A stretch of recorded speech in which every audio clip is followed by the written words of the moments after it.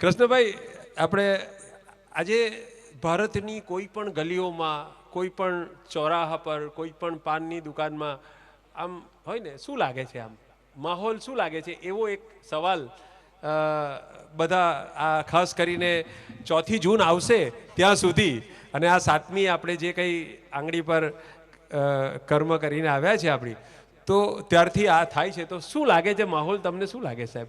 આચાર સંહિતા હવે નડતી નથી તો રઈશભાઈ માંડ ગઈ છે, હવે હું કામ યાદ કરવા? એટલે આપણે તો લાચાર સંહિતા જેવું હતું. અમારા સરકારી કર્મચારીઓને પૂછો કે અમારી શું વલે થાય છે. ઘણા બધા સરકારી લાગે છે. પૂછો સાહેબ. એટલે સાહેબ પછી મારી ડ્યુટી આવતી આ રીતે રેગ્યુલર. મેં કીધું હવે ફસાણા જ છીએ તો કંઈક આનંદ ઉઠાવીએ. તે બધું આમ કવિનું કામ તો ઓબ્ઝર્વેશન કરવાનું હોય ને. મેં કીધું આમાંથી શું કંઈક નવું મળે છે, તો એમાંથી સાલું કંઈક નવું મળ્યું કે લોકશાહીની સાંકળ પાછી ચૂંટણીએ ખખડાવી. કે લોકશાહીની સાંકળ પાછી ચૂંટણીએ ખખડાવી, બુઢી માની ખબર કાઢવા જાણે દીકરી આવી. ક્યા વાત સાહેબ, કેવી 75 વર્ષ થઈ ગયા આપણી લોકશાહીને સાહેબ. અને પછી અમને જો સૌથી વધારે કાંઈ હેરાન કરતું હોય ને તો સાલું પેલું ઈવીએમ મશીનો સાહેબ. એવો ત્રાસ થાય કે આમથી આમ વીટો ને આમથી આમ વીટો ને, એમાં આવડે નહીં, લોચા થાય ને. પણ સાહેબ, પણ પછી એમ થયું કે ના ના, આ મશીનમાં ક્યાંક તો કંઈક પોઝિટિવ વાત હશે ને.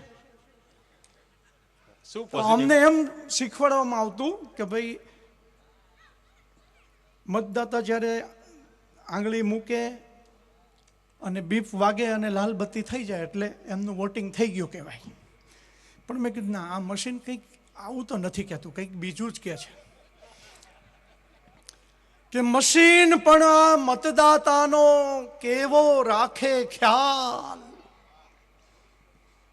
મશીન પણ આ મતદાતાનો કેવો રાખે ખ્યાલ, જેના પર એ મૂકે આંગળી બત્તી ધરતું લાલ.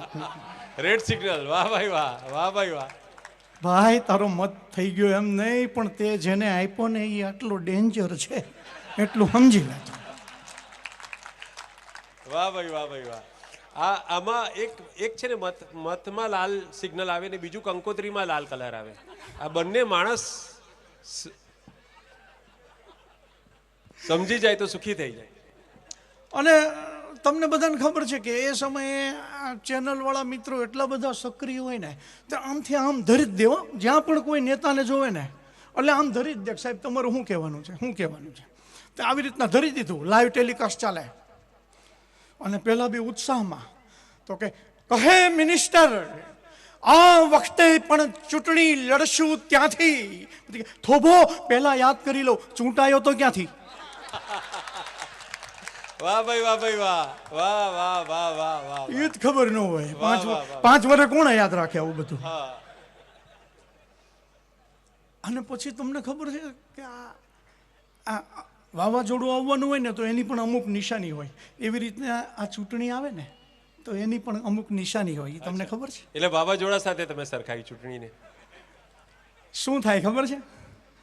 આ વાડામાંથી ઠેકડો મારીને ઓલા વાડામાં, ઓલા વાડામાંથી ઠેકડો મારીને આ વાડામાં, આવું બધું હાલવા માંડે ને એટલે સમજી જવાનું કે હા, ચૂંટણી આવી. વાહ ભાઈ વાહ ભાઈ વાહ. એક નેતા પોતાના પર્સનલ આસિસ્ટન્ટને એટલે કે પીએને ખખડાવતા હતા. એ મારા કાને પડી ગયું. અચ્છા. કે યાદ રાખતો નથી એટલું? કેવો પીએ તું? કેવો પીએ? ના, પર્સનલ આસિસ્ટન્ટની વાત કરું છું. પેલું પીએ નહીં, પેલું પીએ નહીં. કે યાદ રાખતો નથી એટલું? કેવો પીએ તું?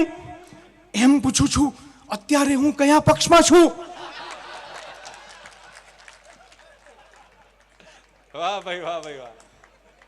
અને સાહેબ, અમે આમ સૌરાષ્ટ્રમાં ફરતા હોઈએ ને તો ત્યાં અમારા મિત્રો બધા વાતો કરતા હોય ને એ કાનમાં પડે કઈને આપણે જીત્યા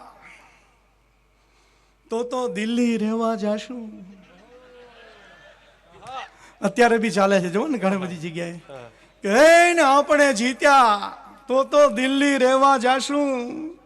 રાજ મળે તો ઠીક, નહીતર ટેકા વેચી ખાશું. વાહ વાહ વાહ વાહ વાહ વાહ. અને પછી ઘણા બધા મિત્ર મંડળ જે હોય ને આમ બહુ સક્રિય થઈ જાય. એમાં પાછા કોક આ રોહિતભાઈ જેવા કોક હોશિયાર હોય ને તો એને એમ કે તું ઊભો રહે ને ઊભો રહે ને ઊભો રહે ને. તે પહેલા એ કંટાળીને કીધું કે તું કે છે તો આ ચૂંટણીમાં લે ઊભો રહ્યો હું. તું કે છે તો આ ચૂંટણીમાં લે ઊભો રહ્યો હું.